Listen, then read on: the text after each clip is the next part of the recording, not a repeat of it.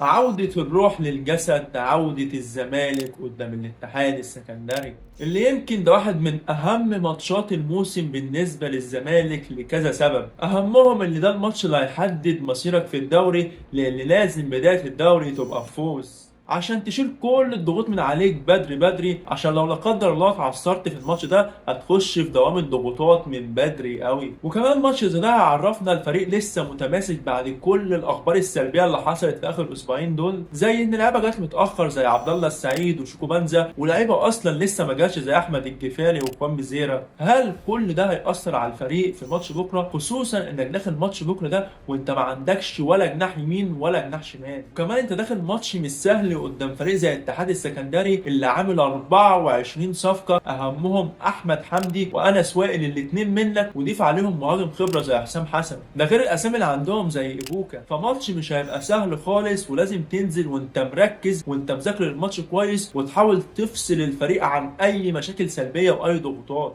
وتركز بس انك تكسب، لانك انت لو كسبت الماتش ده هيخف كتير من الضغوطات اللي عليك. فانا قاعد من دلوقتي مستني ماتش بكره، وما تقلقش محضر من معايا ادويه الضغط والسكر، انا جاهز يا باشا. ولو مش هحضر الحاجات دي انا اتفرج على ماتشات الزمالك هحضرها امتى؟ وانا قاعد مستني الماتش ده لسببين: السبب الاول اللي اكيد طبعا الزمالك وحشني بقالي اكتر من شهرين ونص ما شفتوش بيلعب، والسبب الثاني اشوف كابتن معتمد جمال هيتعامل ازاي مع كميه الغيابات اللي موجوده عنده في الفريق. واللي انا شايف بصراحه من وجهه نظري في ظل كل الغيابات دي، احسن خطه واحسن طريقه لعب الزمالك يلعب بيها بكره هي 4-4-2. هتلعب باحمد فتوح باك شمال، قدامه بنتايج، والناحيه الثانيه عمر جابر باك يمين، وقدامه محمد ابراهيم او محمد شحاته، وتحط جوه منطقه الجزاء عضي الدباغ وناصر منسي، وتلعب طول الماتش على العرضيات على امل ان واحد من الاثنين يخطف كوره، او تلعب على التحولات والهجمات المرتده، تسقط ناصر منسي في نص الملعب يرمي على طول لعضي الدباغ. ومن وجهه نظري دي انسب خطه ممكن تلعب بيها بكره، لانك انت ما عندكش وينج حقيقي يقدر يسحب لك الفريق وتطلع عليه زي اخوان بيزيرا، ولا حتى عندك لاعب في نص الملعب يقدر يطلع لك الكره من تحت ومن لمسه واحده يودي لك اي مهاجم انفراد زي عبد الله السعيد، ولا عندك وينج شمال ممكن تعتمد عليه في الهجمات المرتده زي شيكو بانسا. ممكن تقول لي لواحد زي ادم كايد ممكن يلعب كوينج شمال، هقول لك ادم كايد لعب كتير في المركز ده وباين قوي اللي هو مش نافع فيه، لان ادم كايد اتقل وابطا من ان هو يلعب وينج. انا نفسي اشوف نسخه ادم كايد اللي كانت مع نادي الزمالك السيزون اللي فات قبل الاصابه، لما كان بيلعب 8 او كان بيلعب 10، وقد ايه كان هو احسن لاعب في نادي الزمالك، وقد ايه كان بيوزع اللعب يمين وشمال وبيجيب جوان. فانا نفسي النسخه دي من ادم كايد ترجع لنا الموسم ده، لان احنا في اشد الحاجه ليها. بس كل اللي انا عم بحكي لك ده مجرد افتراضات ووجهه نظر من تحليلي انا الشخصي، بس فعلا اللي بنسبه كبيره هيحصل بكره في ماتش الزمالك اللي كابتن معتمد جمال هيلعب عادي جدا بعديه دباغ وينج يمين، وهيلعب بادم كايد وينج شمال، وهيحط حسام اشرف مهاجم زي ما كان بيعمل في الماتشات الوديه عادي جدا. وبصراحه عشان ما يقعدش يغير كل شويه تشكيله او خطه لعب ويلخبط اللعيبه، دي اوقع من اللي انا قلتها انك تلعب بيها ماتش بكره قدام الاتحاد السكندري.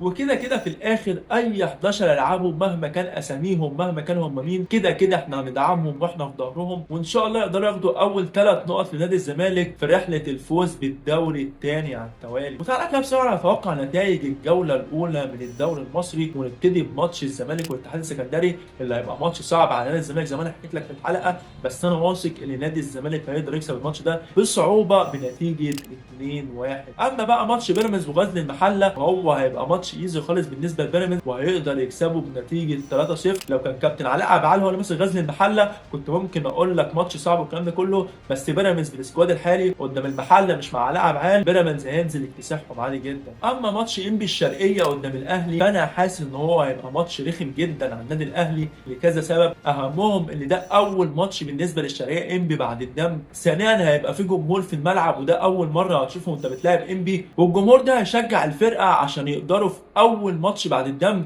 يحققوا اول انتصار، والانتصار ده يجي على فريق زي الاهلي. اما بالنسبه للنادي الاهلي فهو داخل بدوافع مختلفه وعايز يذبح القطه من اول ماتش، ويقول لكل الانديه ان النادي الاهلي السيزون ده غير. ده بصراحه هيبقى واحد من امتع ماتشات الجوله، واتوقع ان هو هيخلص بفوز النادي الاهلي بنتيجه 2-1. وبس كان خلاص اللي عندي النهارده، اشوفك ان شاء الله بعد ماتش الزمالك. للاسف مش عارف اتكلم عليه بكره عشان ابقى مسافر، فالحلقه هتنزل على طول يوم السبت ان شاء الله، تكون اول 3 نقط بالنسبه لنادي الزمالك. ولو وما تنساش في الاخر لايك وسبسكرايب في القناه. السلام عليكم.